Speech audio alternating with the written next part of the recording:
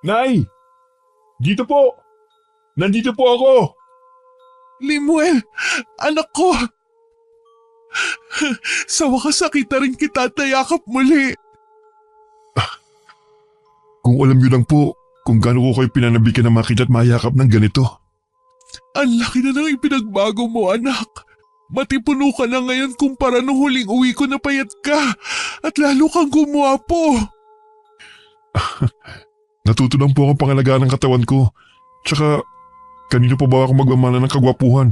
Maganda kayo. Sobrang saya ko na sa wakas makakasama na kita ng matagal. Ako din po, Nay.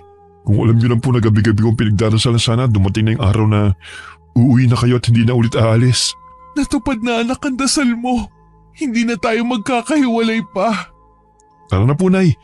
Ako lang po bahala sa mga bagay niyo. Naghihintay na po sa atin si Chong. Kasama mo pala si Tino. Bakit hindi siya sumalubong sa akin? Sabi niyo po kasi sasakyan lang siya maghintay. Ganun ba? Sige, tara na. Sabik na rin ako makita ang Chong mo. Mahigit 10 taon din ako nagtrabaho sa Kuwait bilang OFW. Sa loob ng 10 taon na yon, 3 beses lang ako nakauwi para magbakasyon. Sa bawat pag-uwi ko nun, sinusulit ko talaga ang bakasyon para makasama ko ang nag-iisa kong anak na si Limuel. Anak ko siya sa pagkadalaga. Hindi ako pinanagutan ng ama niya dahil hindi boto sa akin ng pamilya niya. Mula kasi sa may kayang pamilya ang nobyo ko. At ako naman ay mula sa mahirap na pamilya. Hindi naging madali ang buhay namin noon. Lalo't nagdadalang tao ako kay Limuel. Kabi-kabilang pangungutsari na natanggap ko sa mga tao dahil sa pagdadalang tao na walang asawa. Dahil ulila na kami na nag-iisa kong kapatid na si Tino, tangi siya lamang ang naging karamay ko nung mga panahon na yun. Dahil ultimo mga kamag-anak namin, tinalikuran kami. Tingin nila sa amin ay magiging pabigat lang. Oras na humingi kami ng tulong sa kanila. Nagdesisyon akong ibenta ang lupang kinatitirikan ng bahay na minana pa namin sa mga magulang at lumipat ng ibang lugar.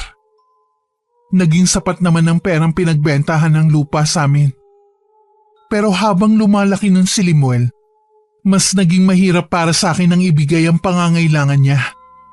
Masakit man sa akin na iwan siya. Pikit ba't akong tinanggap ang alok ng isang recruiter noon na pumunta sa ibang bansa para dun magtrabaho bilang OFW.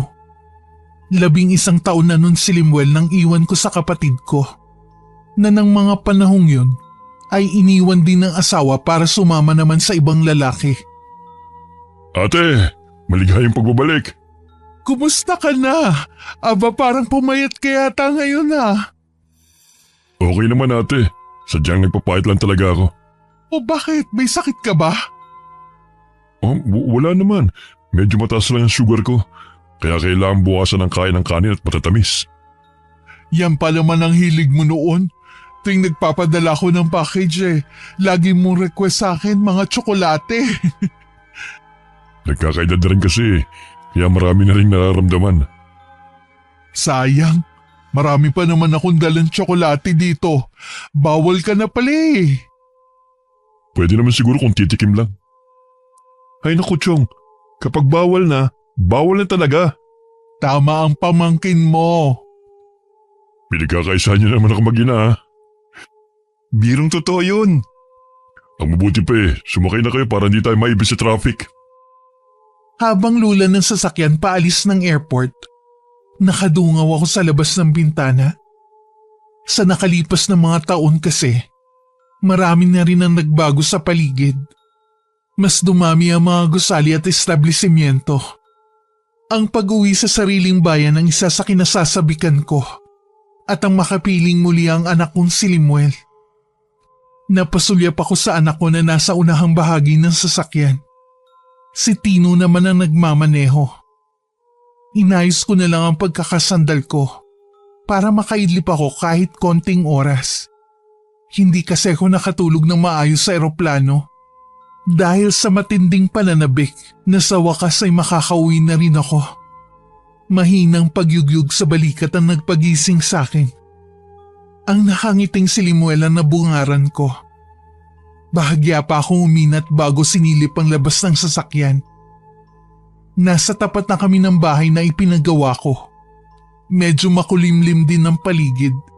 Tila anumang oras ay babagsak ang ulan. Nahakot na ng kapatid ko ang mga bagahe ko. At ako naman ay saglit lang nagpahinga sa kwarto ko. Tinawag lang ako ni Limuel para sabihin kakain na. Umorder umano ang kapatid ko ng mga lutong pagkain para sa pagdating ko.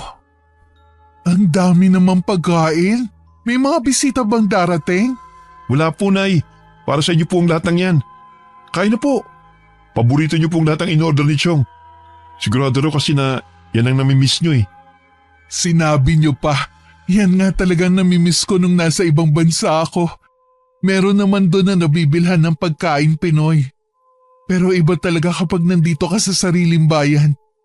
Oh, ano pang hinihintay niyo? Tara na kumain. Salamat Tino ha. Nag-abala ka pa talaga. Wala yun. Hindi mo kailangang magpasalamat. Inabutan ako ni Limuel ng plato at kubyertos. Pinagsaluhan namin ng gabing yun ang masarap na handa nila sa akin. Dahil marami pa ang natira, ipinamigay na lang namin ang natira sa mga kapitbahay namin. Nang gabing yun hindi ako agad nakatulog.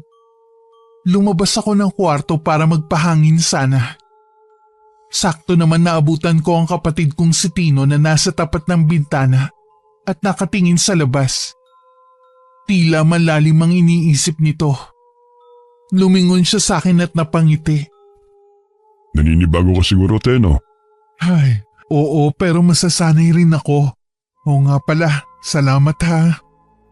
Saan? Sa pag-aalaga mo kay Limuel habang nasa ibang bansa ako. Wala yun ate, pamangkin ko si Limuel. Parang anak ko na yan. Sino pa bang titingin sa kanya dadalaw lang tayo magkapatid. Maiba nga pala ako. Hindi na ba talaga kayo nagkaayos ni Ingrid? Naku, hindi na eh. Kahit nga yung anak namin pinagdadamot niya sa akin. Anong ibig mong sabihin? Gusto lang niya suportahan ko ang anak namin. Pero ayaw niyang makita ko. Hindi naman yata tama yun. Siya na nga itong nagloko tapos siya pa ang may ganang maglagay ng ganyang kondisyon sa'yo. Mabuti na lang nakakausap ko ang anak namin. Napakabait na bata. Malapit na magtapos ng high school. Sa kanya lang ako nagpapadala ng pera. May bisyo kasi yung nanay niya. Tama lang yun kaysa padaanin mo pa sa dati mong asawa. Gusto na nga niyang umuwi rito Kaso pinipigilan siya ng nanay niya. Paano kayo nagkikita? Minsan dinadala ko siya sa eskwelahan niya. Okay na rin yun kaysa hindi mo talaga makita ang anak mo. Oo nga ate. Maiba ko. Alam mo ba kung sino ang nobya ng anak ko? Nung nag-aaral yan, wala siyang nililigawan. Minsan nga tinutokso ko naman ligaw na. Bah, sagot sa akin Ayaw niya masayang pagtatrabaho mo sa abroad. Napakaswerte mo sa anak mong yan, te. Ngayon kaya? 1 taon na rin naman siyang tapos mag-aral Meron siyang ikinukwento pero alam kong hindi niya kursunada. Bakit naman? Ang sabi niya hindi daw maganda Nakakahiya daw ipakilala sa'yo. Hindi naman ako tumitingin sa panlabas na itsura Ang importante sa akin nagmamahalan silang dalawa. Yun na nga walang gusto sa kanya si Limuel. Ganun ba? Oo, tsaka minsan na nasa palengke kami. Nakita ni Limuel na namamalengke rin yung babae. Taga-ibang barangay lang kasi yun Itinuro sa akin ng anak mo. Naku, hindi naman sa pamimintas Kahit yata pangit hindi siya magugustuhan. Ano bang itsura? Basta, ang hirap niyang ilarawan O siya, wag na lang. Tsaka sabi mo nga hindi naman siya gusto ni Limuel. Nagkwentuhan pa kami sandali ni Tino bago ako nagpaalam na papasok na ng kwarto. Bumibigat na rin kasi ang talukap ng mga mata ko. Bago ko siya iwan, binilinan ko na isarang maigi ang mga bintana at pinto. Naalala ko kasi dati na muntik nang mapasok ang bahay namin nung bagong pagawa pa lang ito. Mabuti na lang ay nagising si Tino. Bago pumasok sa kwarto, sinilip ko muna si Limuel sa kwarto niya, nakatabi lang ng akin. Nakadapa siya at mahimbing na ang pagkakatulog.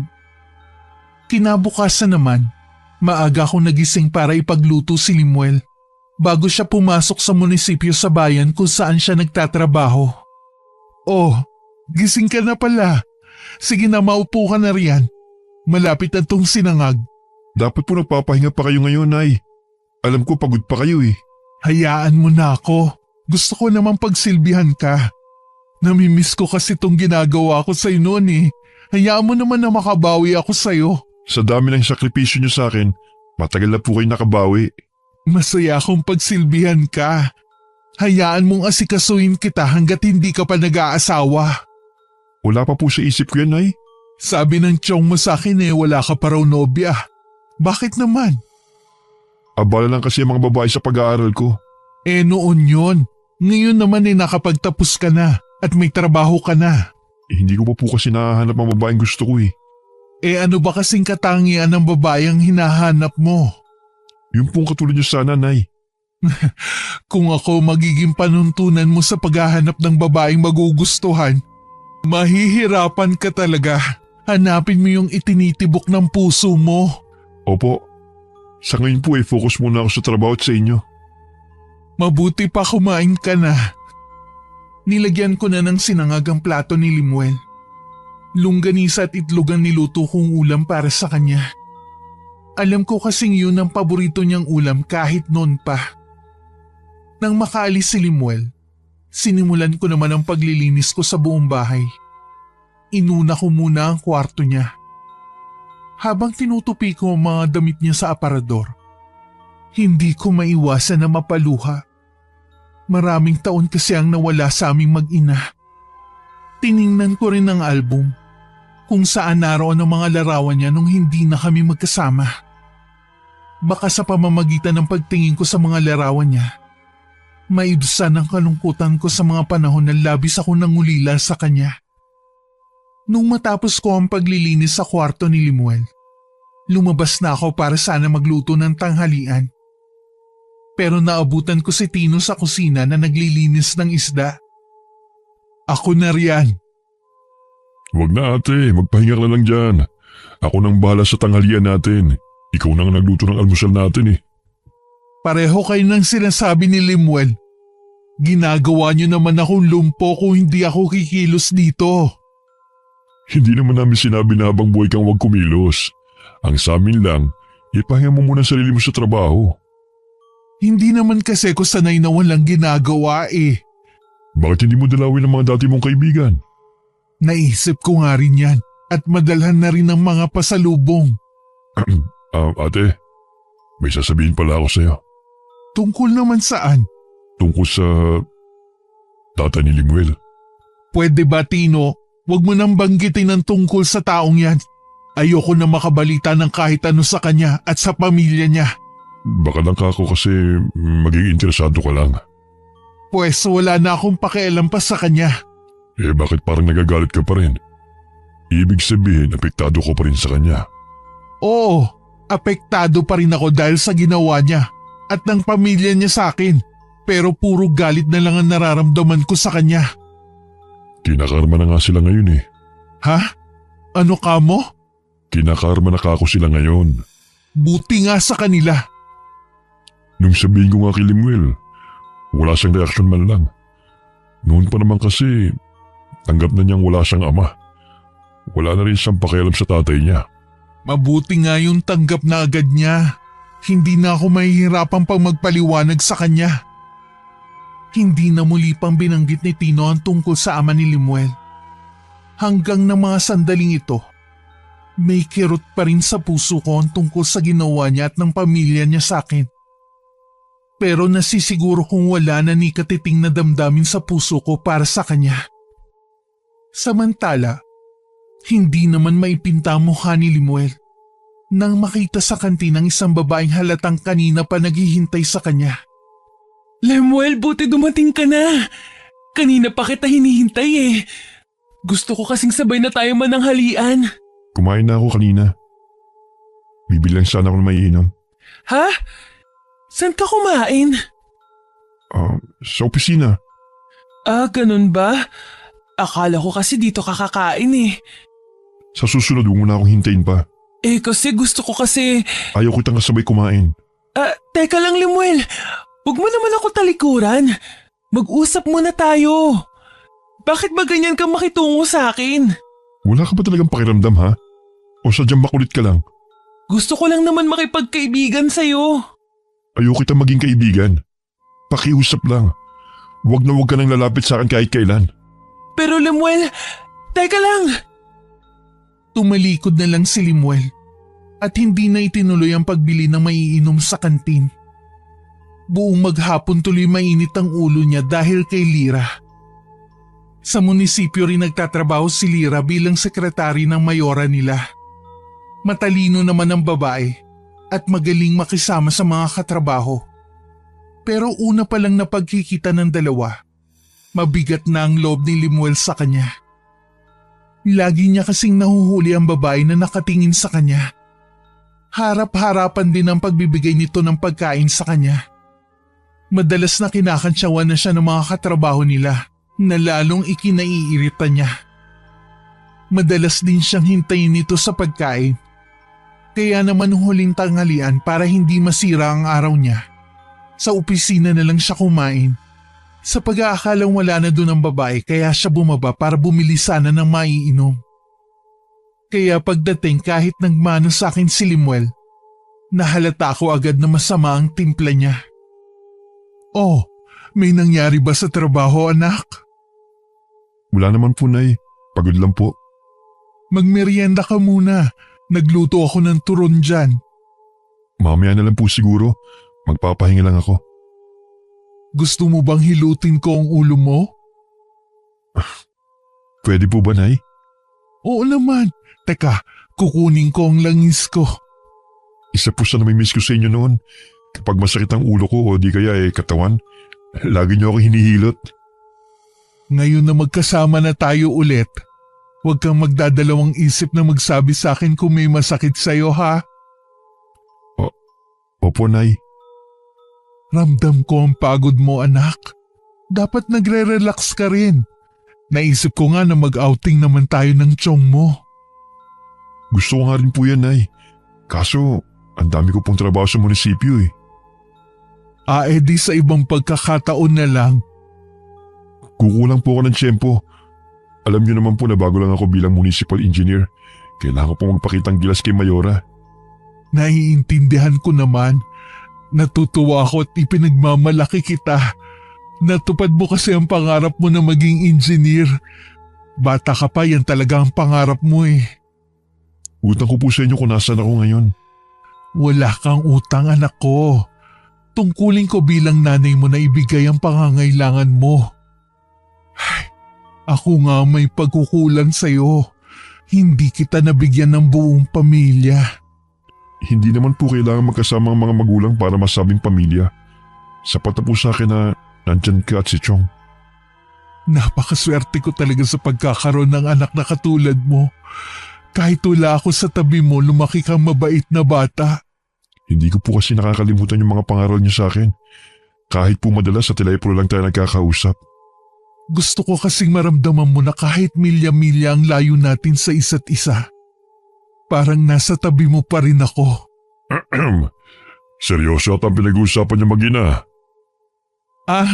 Nagkukwentuhan lang kami para kahit papaano mabawi namin ang mga panahon na magkalayo kami. Nabanggit mo ba tayo yung tungkol sa plano mong outing? Oo, kaya lang hindi pa alam ng anak ko kung kailan. Bago pa lang kasi siya sa trabaho niya Oo nga pala. Marami pa namang pagkakataon. Maganda rin kasi yun para makapag-bonding kayo mag-ina. Kapag po wala na masyadong trabaho, kukulang ako ng tiyempo at magpapalam ako kay Mayora. Tingin ko kailangan ko din talaga ng bakasyon Hindi ko lang sigurado pero pakiwari ko. May ibang bumabagabag sa anak ko. Ayoko naman siyang tanungin dahil baka masyadong personal. Umaasa na lang ako na siya rin ang kusang magtapat sa akin. Napansin kong madalas na nagiging bugnutin si Lemuel pagkagaling sa trabaho. Kaya naman hindi na ako nakatiis na mag-usisa sa kanya. Kasi punay, yung sekretary ni Mayora, nakakainis ng kakulitan Paano kang kinukulit? Sunod kasi ng sunod sa akin kahit saan ako magpunta. Lagi nagpapapansin sa akin. Minsan pati tuloy yung mga katrabaho namin tinutukso kami. May gusto ba siya sa'yo? Opo, kahit hindi niya direktang sabihin. Halata naman eh. Iwasan mo na lang siya. Pero maging maingat ka sa bibitiwan mong salita sa kanya. Alalahanin mo babae pa rin siya. Hindi na po ako nakapagtimpi. Sinabihan ko na siya ng masasakit na salita kanina. Ano? Anak naman. Pagod na nga kasi ako sa trabaho. Tapos may isa pang asungot na wala namang ginawa kundi ang magpapansin. Sana hindi ka nagpadala sa init ng ulo mo. Tapos na po yun, nasabi ko na eh. Bato na lang siya kapag hindi pa siya tinablan sa mga sinabi ko. Matanong nga kita, bakit ba ang init ng dugo mo sa babaeng yon? Makulit nga po kasi. Sabihin mo nga, yun ba yung sinasabi ng tiyong mo? Yung pangit na babae? Walang pangit na babae, basta mabuti ang kalooban niya. Noong una po marespeto naman ako sa kanya. Kaso nga po ang kulit na. Napapahiya na ako sa mga katrabaho namin eh. Ay, sana nga huwag ka nga niyang guluhin pa. Ayoko namang nakikita kang nagiging bugnutin ng dahil lang sa babaeng yun. Nang mga sumunod na araw, palibasa ako lang naiiwan sa bahay. Dahil abala rin si Tino sa pamamasada ng jeep na ako rin ang nagpundar noon. Inabala ko na lang ang sarili ko sa pagtatanim ng mga halamang namumulaklak sa malawak na bakuran namin. Nung nagpagawa ako ng bahay noon, sinabi ko talaga na gusto ko may malawak na bakuran. Dahil plano ko magtanim talaga balang araw. Isa sa hilig sa pagtatanim ang namana ko sa yumao naming ina noon. Dahil pare-pareho kaming abala, nakalimutan ko rin ang huling pag-uusap namin noon ni Limuel tungkol sa babaeng tinutukoy nito. Hindi na rin kasi siya umuuwi na masama ang timpla. Katunayan nagyaya pa ang anak ko na kumain kaming 3 sa labas dahil sahod niya. Habang nga naghihintay kami ng mga in-order naming pagkain, kinumusta ko ang maghapon niya. Okay naman po, Nay. O ano, ginugulo ka pa rin ba ng babaeng yun? 1 linggo na po siyang wala. Ewan ko po kung umalis na o nasa bakasyon lang. Hindi kasi ako interesadong alamin. Tsaka bago pa siya umalis, hindi na rin niya ako pinapansin. Kaya pala parang hindi na mainit ang ulo mo. Hindi mo naman masisisi ang anak mo eh. Kahit sino naman sasama ang araw kapag ganong babae makita mo. O siya, wag na nga nating pag-usapan pa ang babaeng yun. Baka kung saan na naman mapunta ang usapan. Naging masaya naman ang hapunan naming 3. Kaya nga lang pakiramdam ko may nagmamasid sa amin ng mga oras na yun. Inilibot ko ang paningin ko pero abala ang mga naroon sa pagkain nila. Napailing-iling na lang ako at saka itinuon ang pansin sa pagkain. Hanggang makauwi kami, dama ko yung pakiramdam na tila may lihim na nagmamasid sa amin. Bakit po, Nay? Kanina ko pa napapansin na para kayong hindi mapakali. Naninibago lang siguro ko. Hindi na ako sanay ng maraming tao. Ganun po ba? Dalasan na lang po natin ang pagkain sa labas. O sige anak, yun na rin ang bonding nating 3. Nang gabing yun, nanatili lang akong nakatitig sa kisame ng kwarto ko. May kung anong bumabagabag sa akin na hindi ko naman maipaliwanag. Pinagsawalang bahala ko na lang ang bagay na yun. Baka nga tama ang anak ko at kapatid. Naninibago lang ako sa pagbabalik ko. Matuli na lumipas ang mga araw. Nahuwiwili na ako sa pag-aalaga ng iba't ibang mga halaman. Minsan dumadayo pa ako sa ibang lugar para mamili lang ng mga halaman na aalagaan ko. Aba ate, balak mo ba magbenta ng mga halaman? Napakarami naman yan ah. Nako hindi, gusto ko lang alagaan ng mga to. Naalala ko tuloy yung nanay natin. Mahilig din sa mga halaman yun eh. Ay, sinabi mo pa. Sayang nga lang maaga silang kinuha sa atin. Huwag na nga natin silang pag-usapan, nalulungkot lang ako. Wala ka bang pasada ngayon? Wala ate, bukas pa ako mamamasada. Magkikita kasi kami ng anak ko eh. Ah, ganun ba? Kaya pala bihis na bihis ka ngayon ah. O paano, aalis na ako. O sige, mag-iingat ka. Sinusundan ko pa ng tanaw ang kapatid ko habang palayo ang sinasakyan nito. Tsaka ko lang ibinalik muli ang pansin ko sa ginagawa kong paglilipat ng mga halaman ko sa nabili kong bagong mga paso. Nang mga sumunod na araw, kapansin-pansin ang pagiging masigla ni Limuel. Lagi din siya nakangiti kapag uuwi kahit nababaka sa kanya ang sobrang pagod. Napapadalas na rin ang pag-uwi niya ng gabi at aalis naman ng maaga ng bahay. Minsan sa sobrang pagmamadali, hindi na siya kumakain ng agahan. Sa hapunan naman madalang na rin namin siyang makasabay. Dahil madalas, kumakain na siya sa labas. Nakakapanibago ang kikilos ng anak mo. Hindi naman siya dating ganyan ah. Nag-aalala na nga ako eh. Nangangayayat na rin kasi siya. Hindi kaya may nobya ng anak mo? Di sana sinabi niya na sa atin. Sa bagay nga, hindi naman maglilihim sa atin ang batang yan. Pero kailangan ko pa rin alamin ang ibang ginagawa niya. Baka naman kasi magkasakit siya. Sumang-ayon naman sa akin ang kapatid ko. Nang araw na yun, hinintay ko ang pagdating ni Limuel galing trabaho. Nakakaramdam na ako ng antok pero hindi pa rin siya dumarating.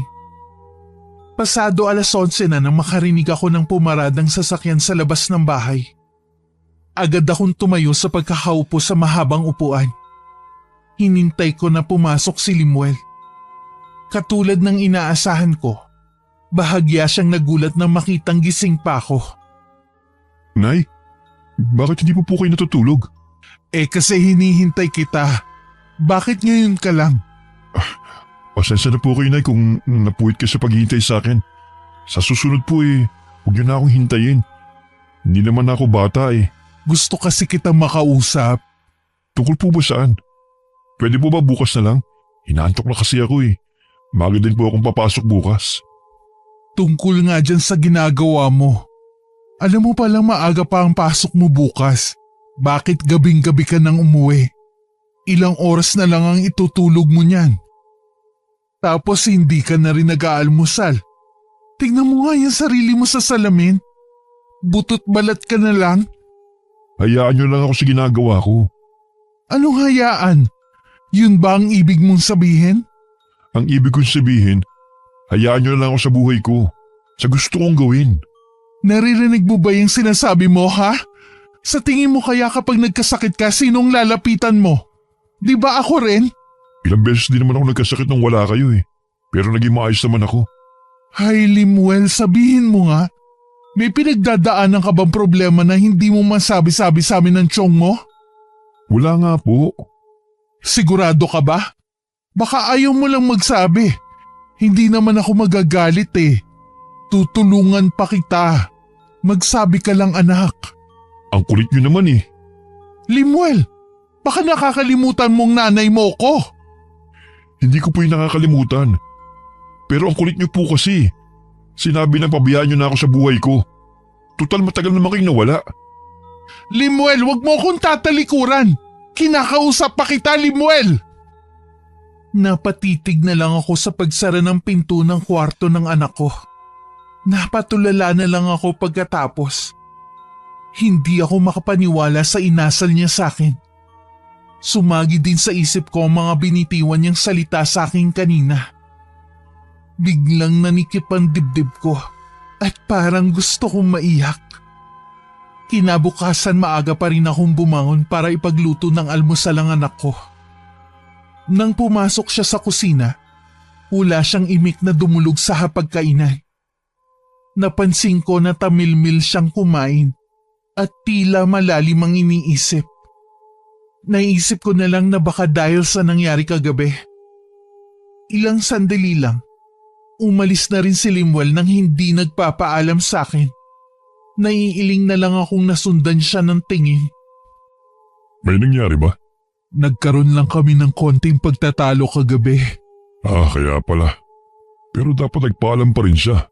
Hindi yung para kang hangin na hindi nakita. Hayaan mo na.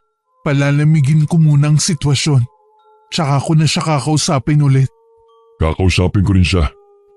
Nag-aalala na rin kasi ako sa kakaiba niyang ikinikinis itong mga nakaraang araw eh. Sa pagdaan ng mga araw, Imbis na magkaayos kaming mag-ina, tila ba lalong lumala ang sama ng loob sa akin ni Limuel. Wala naman akong ginagawang masama. Pero tingin ko ba lahat ng pag-aasikasong ginagawa ko sa kanya ay mali sa paningin niya? Dumaan ang mga araw na tuluyan na akong hindi pinapansin ng anak ko. Kahit si Tino ay pabalang na rin sinasagot ni Limuel. Nung minsan tanungin kung ano ang problema niya. Wala nga sabi akong problema eh. Ba't ba ang kulit nyo? Umayos ka. Tinatanong lang kita. Talagang tatamaan ka sa akin kahit nandiyan pa nanay mo. Sige, subukan mo. Tama na, Tino. Hayaan mo na lang siya. Sige na, Limuel, pumasok ka na sa trabaho mo, baka mahuli ka pa. Pagsabihin mo kasing kapatid mo, akala mo kung sino siya eh. Talagang Huwag mo nang patulan. sumusobra na yung anak mo ha. Kung hindi mo kayang suhetuin, akong gagawa para sa'yo. Hayaan mo na lang muna. Anong hayaan? Kita mo kung paano sumagot-sagot eh. Dati ba may pagkakataon na ganyan sumagot si Limuel? Yun ang ang pinagtataka ko eh. Bakit siya umaasta ng ganyan? Dati naman siyang hindi ganyan eh. Kailangan kong alamin kung bakit nagkakaganon ang anak ko, Tino. Gumanda lang ang araw ni Limuel nang magkita sila ng tanghalian ni Lira sa kantin. Nang makita sila ng mga katrabaho nila, ang iba ay bumakas ang matinding pagtataka at ang iba ay hindi maiwasang magtaas ng kilay sa nakikita sa kanila. Umorder lang ng pagkain si Limuel para sa kanila at ibinalik na niya ang kanyang atensyon sa babaeng kaharap na ngayon ay nobya na niya. Nagniningning din ng mga mata ni Lira at hindi mabura-bura ang ngiti sa labi. Ikaw lang ang pinakamagandang babae para sa akin. Mangako ka na kahit na kailan, hindi ka titingin sa ibang lalaki. Oo naman. Ikaw lang ang lalaki sa buhay ko. Patawarin mo rin ako sa hindi magandang trato ko sa'yo noon. Hayaan mong bumawi ako sa'yo. Sabi ko naman sa'yo, matagal na kitang pinatawad. Alam ko naman na sulsulan ka lang ng tiyuhin mo. Huwag kang mag-alala. Hindi ko sila papakinggan kahit anong mangyari. Sa'yo lang ako makikinig at susunod na parang alipin. Talaga ba? Sa akin ka lang susunod? Oo naman. Ganun kita kamahal. Eh kung totoo yan, gusto ko na sanang lumagay sa tahimik na buhay. Total, nasa hustong gulang na naman tayo eh. Sabihin mo lang kung kailan. Kahit sang simbahan, pakakasalan kita. Kahit hindi na sa simbahan, kay Mayora nga lang eh, okay na sa akin. Ang gusto ko lang naman, magkasama tayong habang buhay. Yun din ang gusto ko. Ang huwag na tayong maghiwalay pa. Kung alam mo lang na kulang ang oras na magkasama tayo rito. Pag uwi ko, ikaw pa rin ang laman ng isipan ko. Kaya nga, magpakasal na tayo sa lalong madaling panahon para lagi na tayong magkasama. Kung ganon, aayusin ko na mga kakailanganin natin sa kasal. Lalong lumawak ang pagkakangiti ni Lira sa narinig na sinabi ng anak ko. Ang mga nakarinig naman sa usapan nila ay hindi makapaniwala na maririnig yun kay Limuel. Punong-puno rin sila ng pagtataka sa ikinikilos niya. Hindi naman kasi kaila sa buong building kung gaano niya kinaiinisan si Lira. Alam nilang may mali pero hindi naman nila matukoy kung ano. Ang alam lang nila, mula nang bumalik si Lira mula sa pagbabakasyon nito galing probinsya, doon na rin nagbago si Limuel. Naging mabait at malambing na siya rito, na tila pinananabikan niya talaga ang pagbabalik ng babae. Dahil sa nangyari kay Limuel, wala akong ganang gumawa ng kahit ano sa bahay. Hindi ko na rin masyadong naaalagaan ang mga halaman ko. Ayoko sanang gawin ng isang bagay na matagal ko nang nilimot. Pero tingin ko yun lang ang paraan para matulungan ko ang anak ko. Ate, akala ko makakalimutan mo na yung gawain mong yan. Bakit inilabas mo na naman yung kahon na yan? Wala naman akong planong manakit eh. May kailangan lang akong gawin para malaman ko ano bang nangyayari kay Limuel. Baka may pinagdadaanan lang ang anak mo. Baka pagod lang sa trabaho. Hindi, Tino. Bilang ina, nararamdaman kong may hindi tamang nangyayari kay Limuel. Ano sa tingin mo nangyayari sa kanya? Hindi ko alam pero nararamdaman ko na merong itim na mahika na kumokontrol sa kanya. Ha? Kinukulam ba si Limuel? Hindi siya kinukulam. Meron lang ginawa sa kanya para maging sunod-sunuran siya sa taong yun. Pero sino kayang gagawa nun? Hindi na muna mahalaga kung sino siya. Kailangan ko munang matulungan ang anak ko na makawala sa taong yun. Nang araw na yun hindi umuwi si Limuel. Hanggang inabot na ng 3 araw. Sa labis kong pag-aalala, nagpasama ako kay Tino sa munisipyo kung saan nagtatrabaho si Limuel.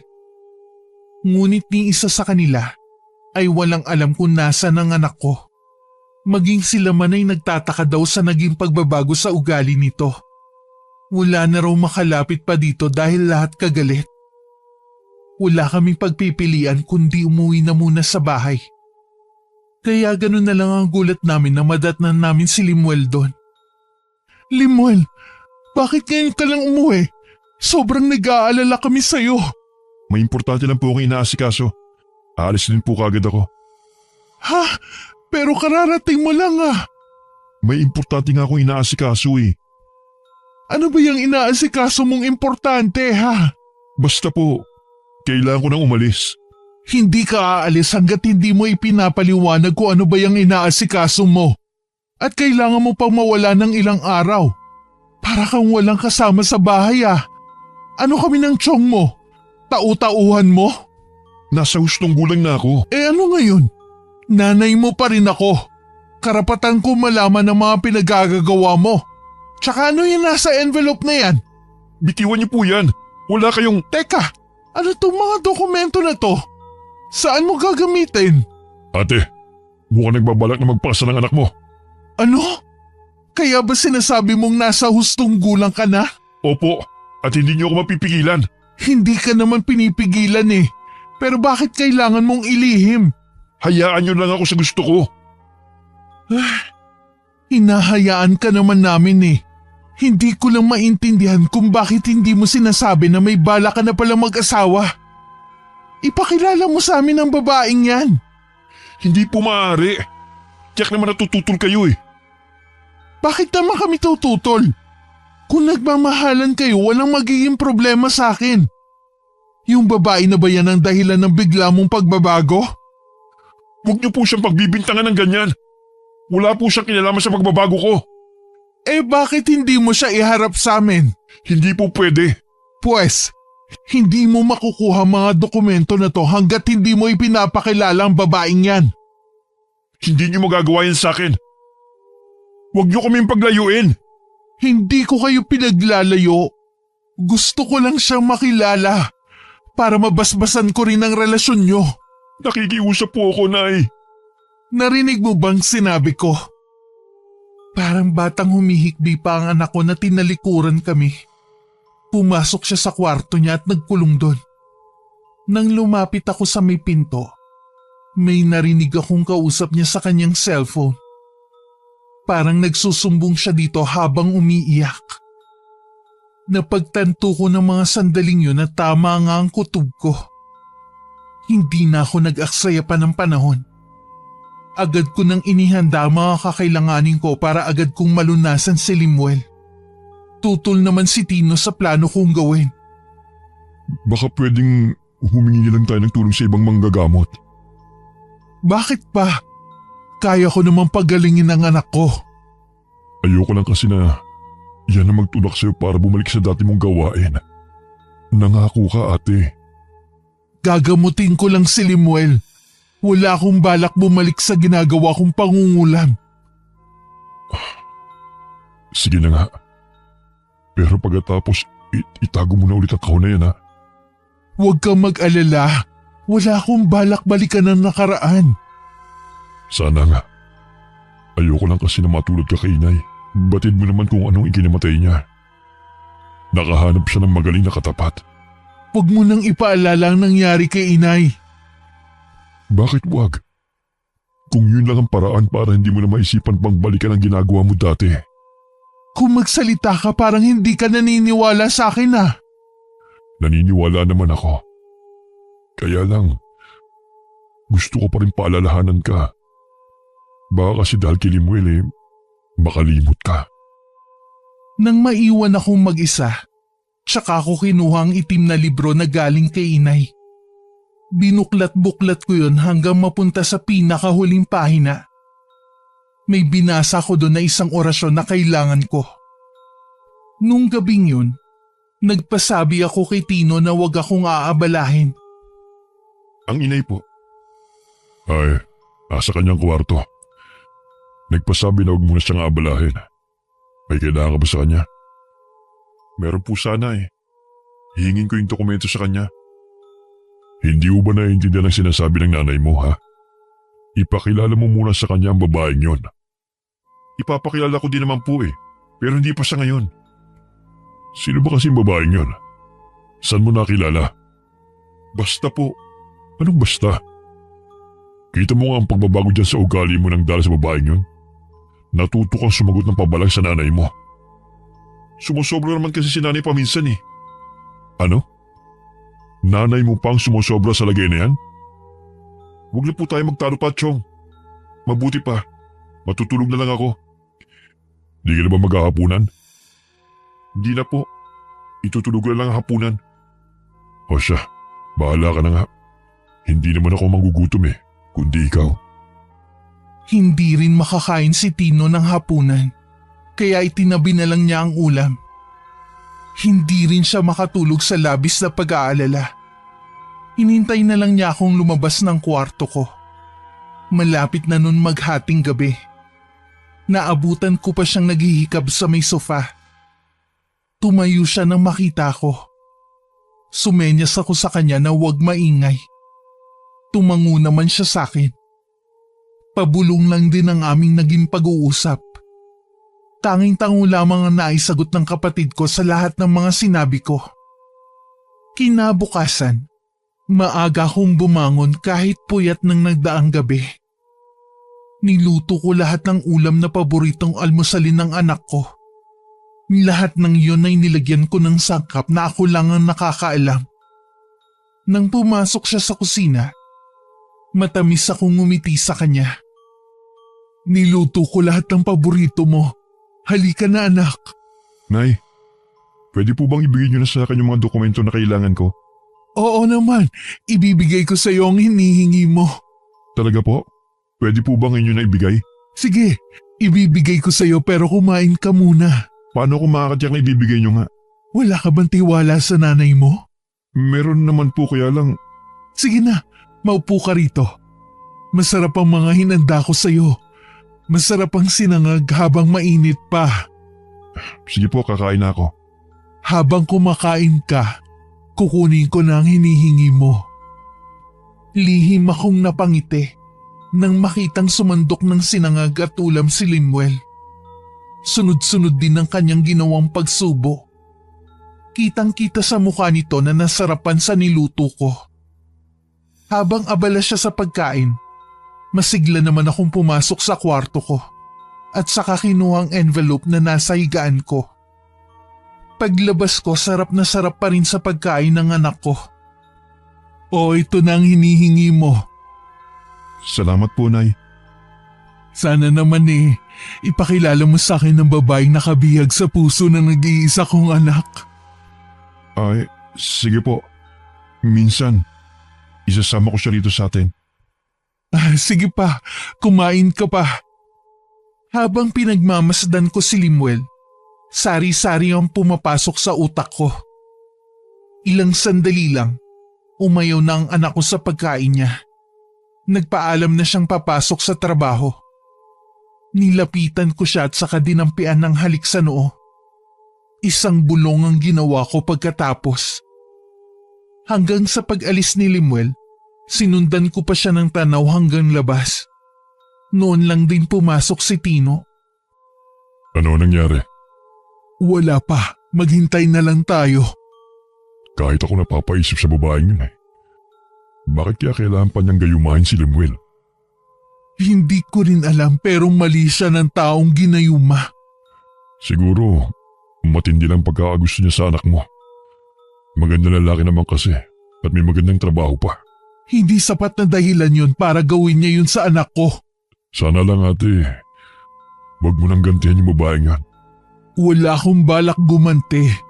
Gusto ko lang namang gumaling ang anak ko. Mabuti naman kung ganon. Tahimik na kasi tayo namumuhay dito. Huwag na natin gayahin pa ang ginawa ni inay noon. Oo naman. Ayoko namang kasuklaman ako ni Limuel oras na malaman niya ang tungkol sa nakaraan ko. Natitiyak kung hindi yun gagawin ng anak mo. Mahal na mahal ka nun. Ano na kaya ang nangyayari sa kanya ngayon? Magkaharap na kaya sila ng babaeng yun? Hindi talaga pumasok ng araw na yun si Limuel. Dumiretso siya sa tagpuan nila ni Lira. Halos kalahating oras din siya naghintay bago dumating ang nobya. Mahigpit na yakap naman ang sinalubong ni Lira sa anak ko na biglang natigilan na matitigan ng babae. O bakit para kang nakakita ng multo? Lira? Ako nga. Wala nang iba. Bakit ka ba ganyan? Anong ginagawa mo rito? Ha? Ano bang sinasabi mo? Alisin mo nga pagkakayakap mo sa bewang ko. Lemuel, ano bang nangyayari sa'yo? Walang nangyayari sa akin. Ikaw ang tinatanong ko kung anong ginagawa mo rito. Di ba nga magkikita tayo ngayon para planuhin ang pagpapakasal natin? Ano ka mo? Kasal? Magpapakasal tayo? Baliw ka na nga yata. Lemuel naman, totoong sinasabi ko. Plano na natin magpakasal. Baliw ka na nga talaga. Di makita ka nga. Nasusuka na ako. Magpapakasal pa ako sa'yo? Hindi kaya wala ng bisa ang… Ano sinasabi mo? Magtapat ka nga. May ginawa ka ba sa akin para madala mo ako dito nang hindi ko namamalayan? Wala. Ikaw ang nagdala sa akin dito. Sabi mo pa nga, ito ang magiging poga ng pagmamahalan natin. Ibig mong sabihin? Maniwala ka sa akin. Nagmamahalan tayo. Marami na tayong mga plano. Hindi. Hindi ko alam ang mga sinasabi mo. Sinabi lang lumayo ka sa akin. Ano bang gusto mong gawin ko? Para maniwala ka ulit sa akin. Huwag mo muna akong kausapin. Naguguluhan lang ako lalo. Isa lang ang alam ko. Kahit kailan, hindi kita magugustuhan. Kaya wag mo nang babanggitin ang sinasabi mong kasal. Yun naman ang totoo eh. Dala mo pa nga mga dokumento na kailangan natin sa kasal natin eh. Ayan o, yung hawak mong envelope. Tignan mo pa. Imposible yung mga sinasabi mo. Sadya lang talagang ilusyonada ka. Akin na yung envelope na yan. Ipapakita ko sa'yo na totoong sinasabi ko. Ha? Ano to? Bakit puro mga itim na papel to? Bakit ito ang laman ng envelope mo? Nasaan ang sinasabi mo mga dokumentong dala ko? Sinungaling ka talagang babae ka. Maniwala ka sa akin, Lemuel. Nagsasabi ako ng totoo. Alam mo ikaw, matagal na ako nagtitimpi sa iyo eh. Akala ko naman, nang umuwi ka sa probinsya nyo, patatahimikin mo na ako. Hindi pa pala. Tumingin ka sa akin. Sabihin mong biro lang lahat ng to. Mahal mo ako, di ba? Mahal mo na ako, di ba? Pantalan mo na ako ha. Kahit na kailan, hindi ako magkakagusto sa isang pangit na tulad mo. Limuel, wag mo naman akong ipagtulakan. Nakikiusap ako sa'yo. Wag mo nang tangkay na magpakita pa sa akin. Ni lumapit sa akin. Nakakadiring kang pangitan mo. Hindi! Mahal mo ako, sabi mo! Tama na! Baliw kang babae ka! Wag ko lang malaman na may ginawa ka sa akin dahil baka mapatay kitang babae ka. Wala naman akong ginawa sa'yo. Ako pa nga ang agrabyado sa ating dalawa eh. Mukha mo! Sa lagay na yan, ikaw ba palang agrabyado? Huwag ka naman magalit ng ganyan. Hindi ako sanay na pinagsasalitaan mo ako ng ganyan eh. E di umalis ka! Habang nakikita kita, lalo ako nasusuklam sa'yo. Lemuel, teka! Huwag mo naman akong talikuran. Saan ka pupunta? Wala ka ng pakialam. Mag-usap muna tayo. Nakikiusap ako sa'yo. Huwag mo kang mahawak-hawakan ng braso ko. Lumayo ka sa akin. Walang nagawa si Lyra sa galit na nakikita niya sa anak ko. Kulang na lang mag-apoy ang mga mata ni Limuel at tupukin siya. Nakita rin niya ang pagkuyom ng mga kamao nito. Batid niyang nagtitimpi lang si Limuel na huwag siyang mapagbuhatan ng kamay. Nang tinalikuran na siya ng anak ko, batid niyang yun na ang huling beses na makikita niya ito. Napahagulgol na lang siya ng malakas. Tila gumuho ang mundo niya ng mga oras na yun. Samantala, noon lang ulit ako nagkaroon ng panahon na asikasuhin muli ang mga halaman ko. Nagulat pa ako na may biglang yumakap sa akin mula sa likuran ko. Limuel, akala ko nasa trabaho ka. Hindi po ako pumasok sa trabaho. Saan ka nagpunta? Hindi ko po alam kung paano ko napunta sa lugar na yun eh. Kagaya ng hindi ko rin maalala ang mga nangyari ng mga nakaraang araw sa akin. Huwag mo munang isipin pa yon. Maaalala mo din yun balang araw. Mabigat lang po ang dibdib ko. Pakiramdam ko may nagawa ko sa inyo na pagkakasala. Meron po ba, Nay? Kung meron man hindi ako nagagalit. Pinatawad na rin kita. Alam ko naman na hindi mo yun sinasadya eh. Kung ganun po eh, may nagawa nga akong masama sa inyo. Kalimutan mo na yun. Ang mabuti pa saluhan mo na lang ako magmerienda. Sige po. Bumalik na ulit ang samahan naming mag-ina. Parang masamang panaginip lang ang nangyari nun sa anak ko. Pumasok na rin siya agad sa trabaho at doon niya nalaman ang mga ginawa sa kanya ni Lyra. Marami ang nagkwento sa kanya kung paano sila naging malapit ni Lyra. Umaasta raw na para silang magnobyo. Malimit din umano siyang magalit sa mga taong nagsasabing pangit ang babae. Sa mga narinig sa mga katrabaho, doon niya na sigurong meron ngang ginawa sa kanya si Lyra. Hindi lang niya matukoy kung ano. Nang araw na yun, hindi pumasok si Lyra at maging ng mga sumunod na araw na hindi na ipinagtaka ni Limuel. Mas ginusto na rin niya yon para hindi na laging masira ang araw niya. Nang mga sumunod na araw, akala ni Limuel wala na siyang problema. Pero nagising siyang inaapoy ng lagnat. Nagkaroon din ng pantal-pantal na pula ang kanyang balat. Para yung mamaso sa bata. Mabuti pa eh, pumunta muna ako sa butika para bumili ng gamot. Hindi gamot ang kailangan ng anak ko, Tino. Ha? Anong ibig mong sabihin? Gustuhin ko mang kalimutan ng madilim kong nakaraan. Tila hindi sumasang-ayon ang mga pangyayari. Huwag mong sabihin na kinukulam si Limuel. Oo, Tino. Oras na gumaling ang anak ko, ibabalik ko sa taong yun ang binigay niyang kulam sa anak ko. Bakit ba hindi tayo tantanan ng mga ganitong problema? Dahil yun na ang nakaguhit sa ating kapalaran. Hindi ba pwedeng gamutin na lang si Limuel? Pero huwag ka nang gumante. Hindi maaari. Hindi ko palalampasin ang ginawa niya sa anak ko. Hindi ka ba natatakot na maaaring matulad ka sa ating ina? Paano si Limuel kapag may masamang nangyari sa'yo? Magkaiba naman kami ni inay. Siya ginawa niyang hanap buhay ang pangungulam noon. Ako naman, gusto ko lang gumantay sa taong kumulam sa anak ko.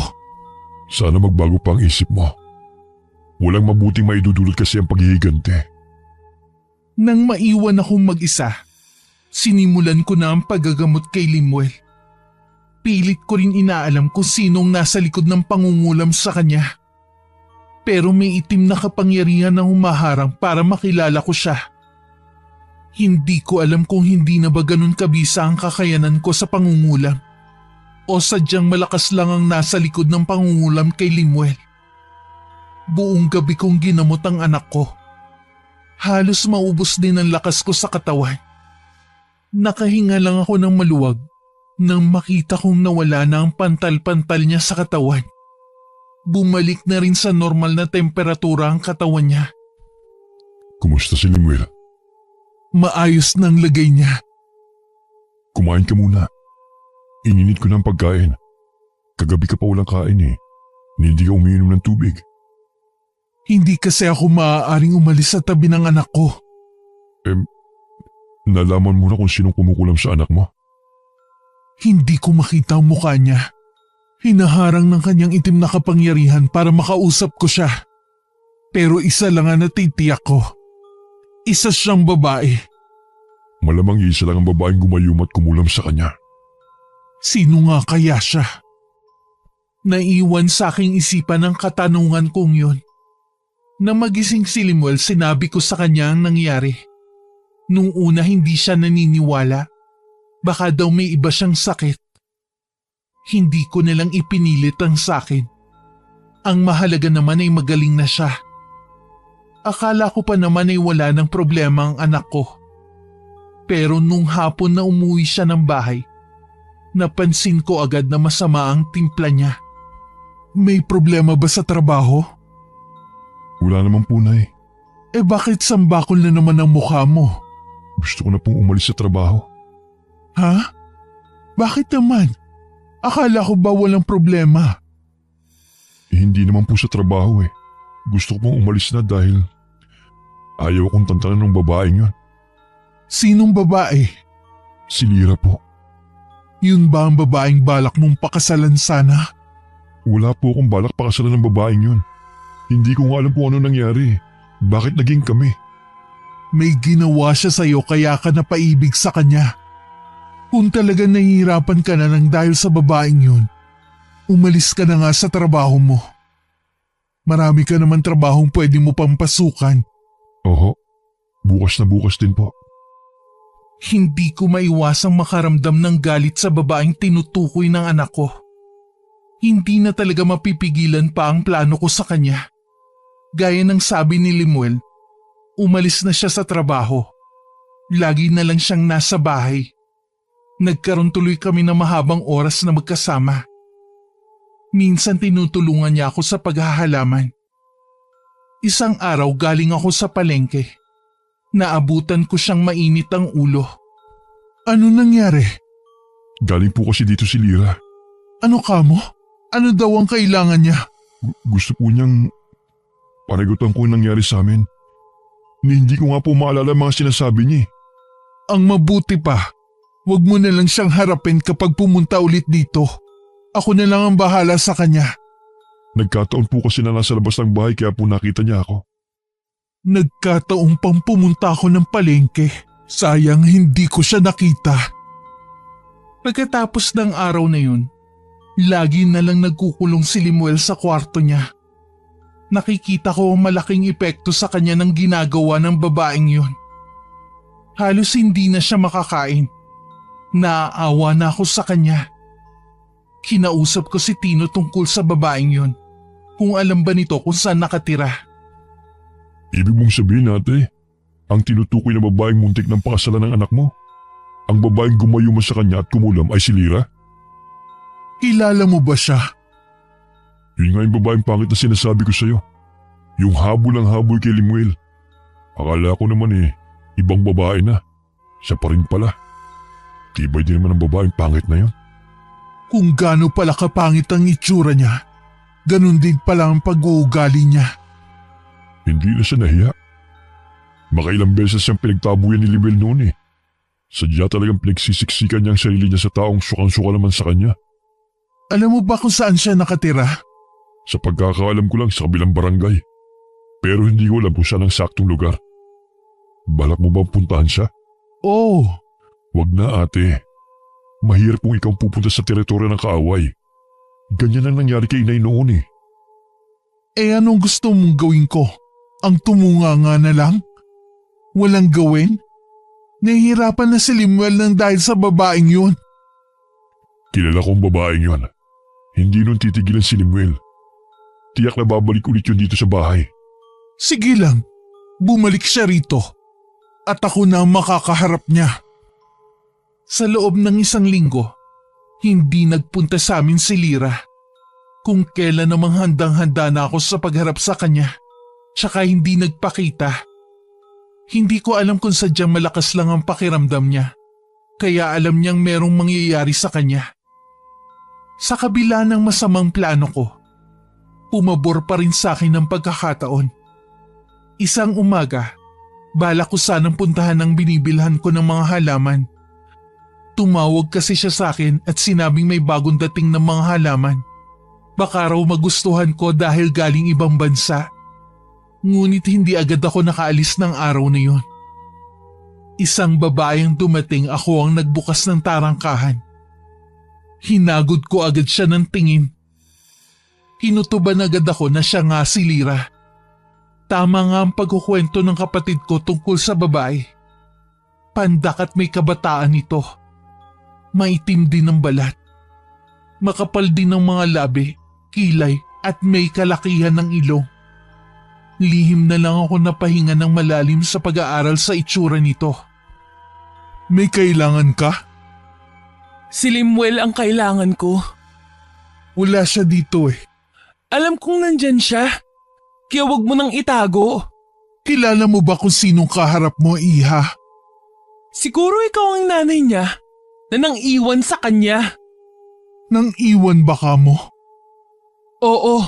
Di ba iniwan mo siya para magtrabaho sa ibang bansa? Tama ka, Iha. Iniwan ko siya para magtrabaho sa ibang bansa. Para maibigay ko sa kanya ang magandang buhay. Nakapagtapos siya ng pag-aaral. At nakapagtrabaho sa munisipyo kung saan kayo nagkakilala. Salamat sa pag-iwan ko sa kanya. Ay, pwede bang pakitawag na lang po siya?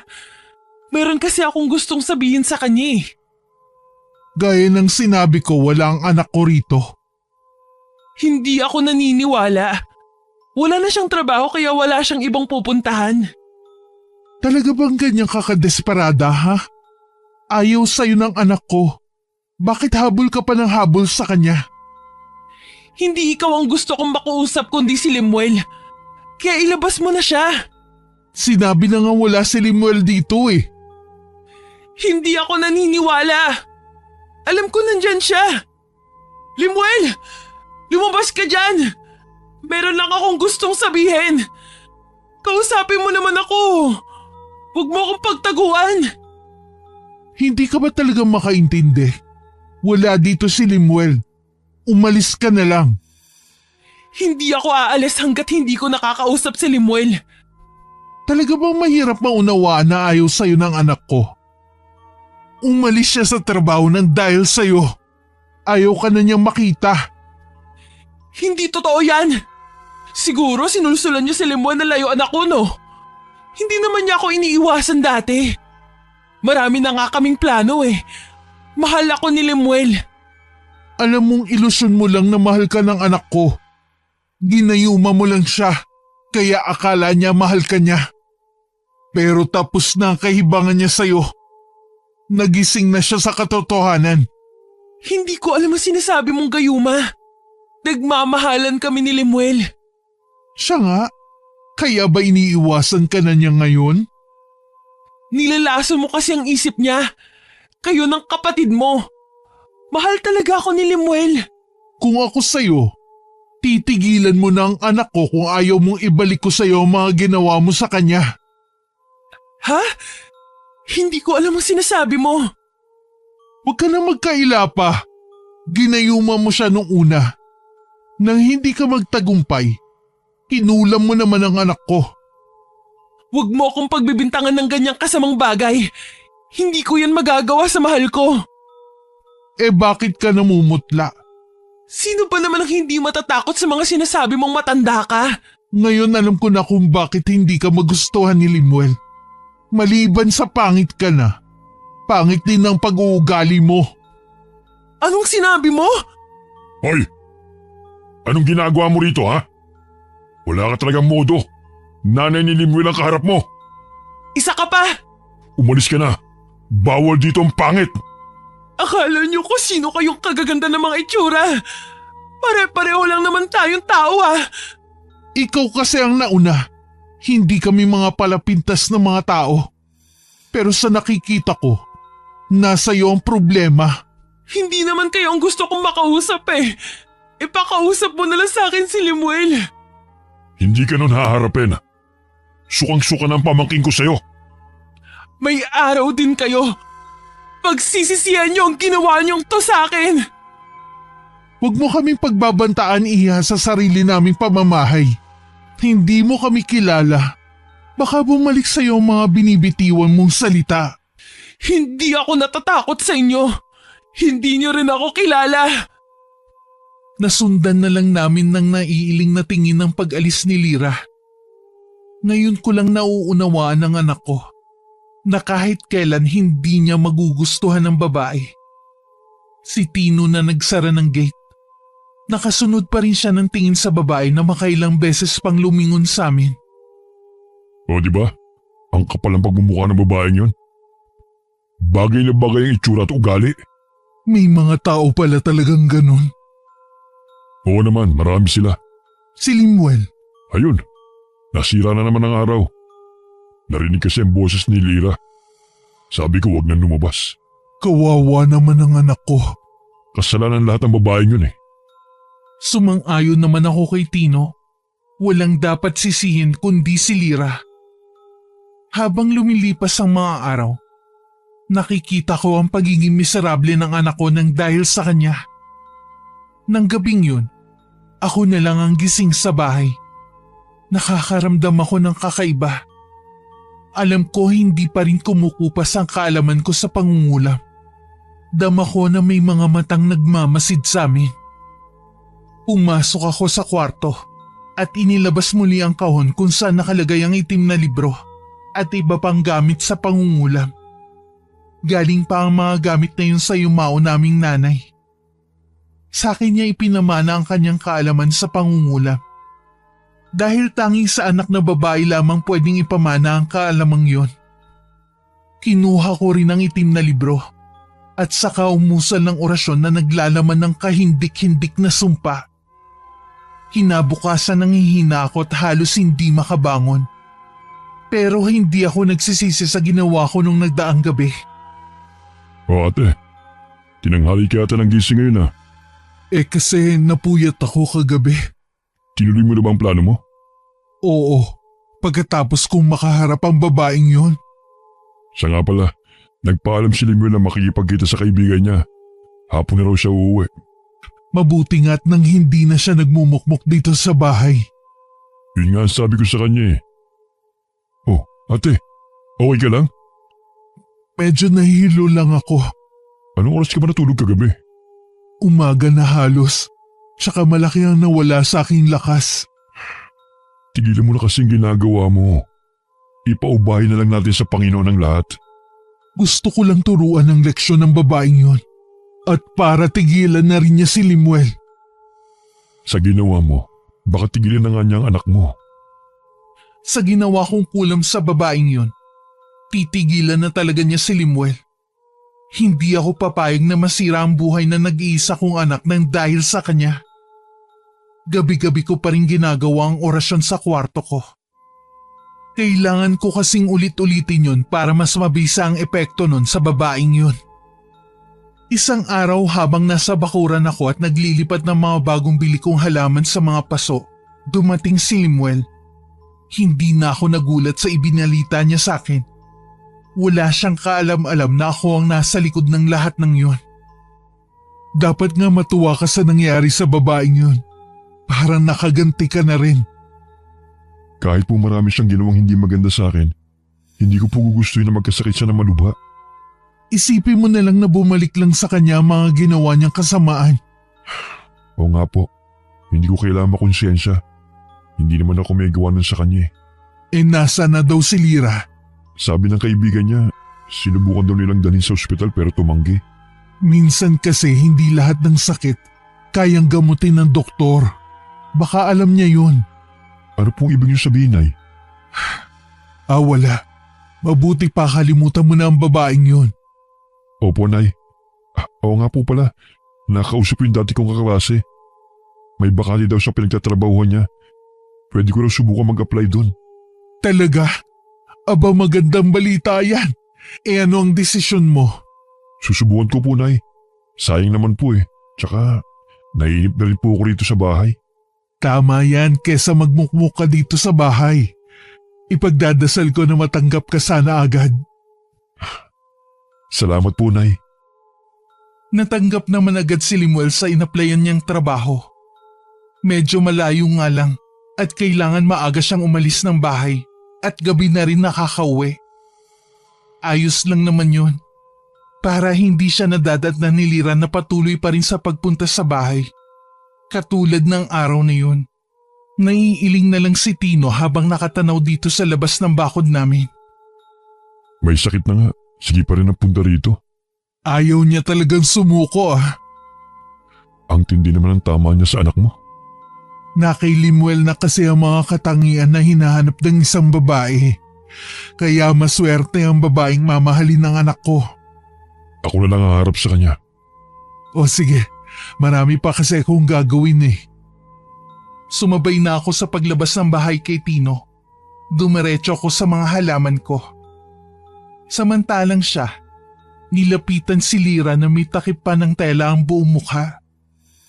Malapit lang naman sila sa pwesto ko, kaya rinig na rinig ko pa rin ang kanilang pinag-uusapan.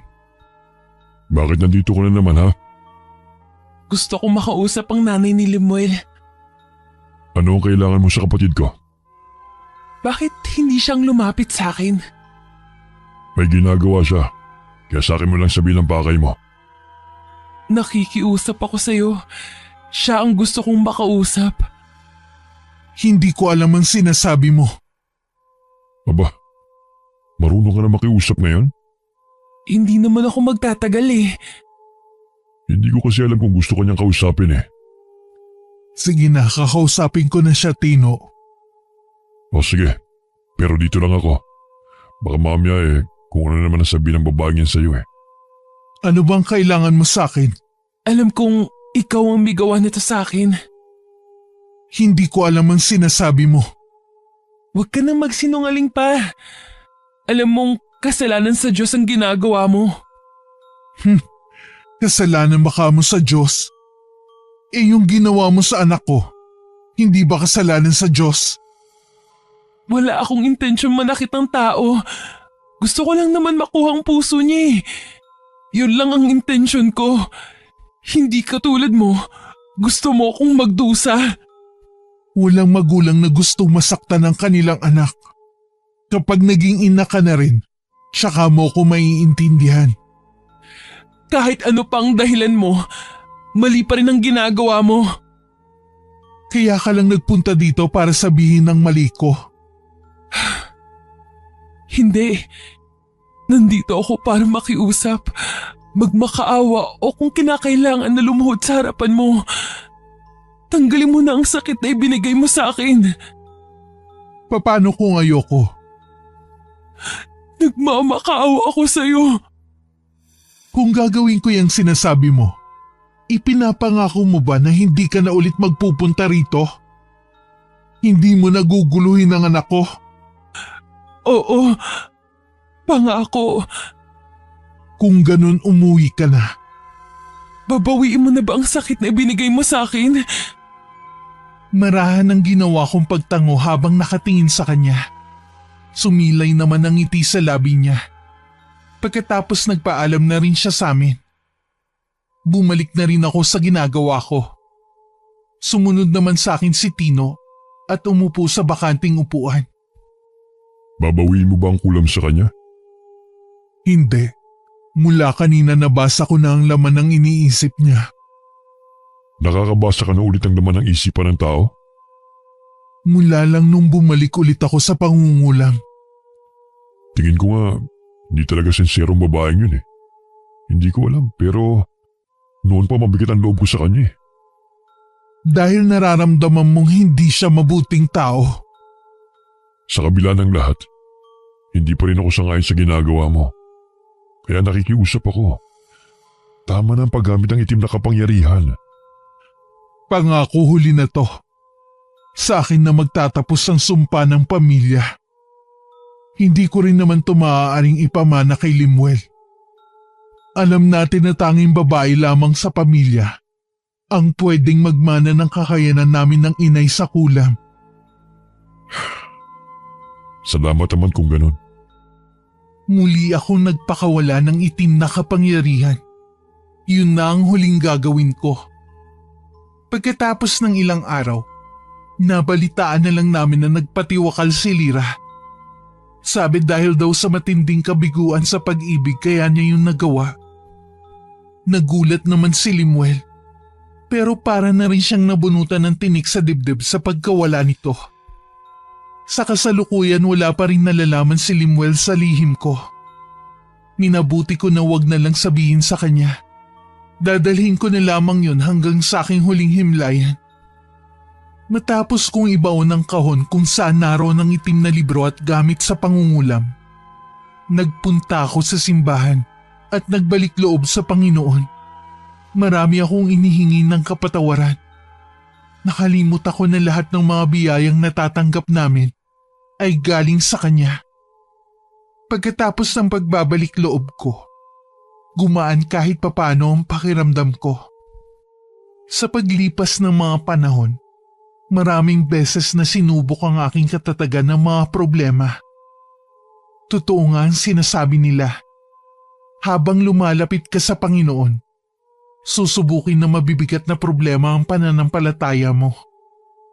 Isa sa ipinagpapasalamat ko ay kasama ko lagi ang aking anak at kapatid.